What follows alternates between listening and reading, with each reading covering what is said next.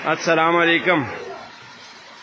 ये मैं उग्गी तनोल नीलबटले से, जहाँ स्कूलों की मुरम्मत के लिए सरकार ने जो है ना टेंडर पास किए हुए, छत मत उठा ली है और अभी बारिश हो रही है। सरों ने छुट्टी भी नहीं दी बच्चों को, ना बच्चों के बैठने के इंतजाम है कहीं। यही उधर वो खेती बाड़ी में बैठे होते हैं और अभी बारिश की वजह से वहाँ से भागे हैं और ये अंदर दुकान में आ गए। ये सारे बच्चे हैं स्कूल के। ये नीलबटले के स्कूल की हालत है। पता नहीं और कितने अरसे तक जो है ना ये लोग पता नहीं इस तरह ही रहेंगे रोडों पे, ये गलियों में। ये बच्चों को देखो, कोई किधर भाग रहे, कोई किधर भाग रहे बारिश की वजह से।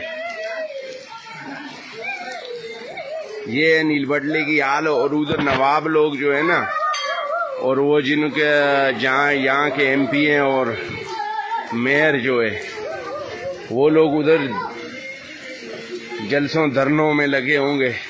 ये बच्चों का क्या और इस नीलबटले वाली आवाम का क्या। रोड बनने वो ठेकेदार भागे हुए और ये भी भागे हुए। सुने ठेकेदारों का पता ही नहीं, छत मत हटाई हुई है। आज 1 महीना 2 हो गए और ये पता नहीं साला कब तक ऐसा रहेगा।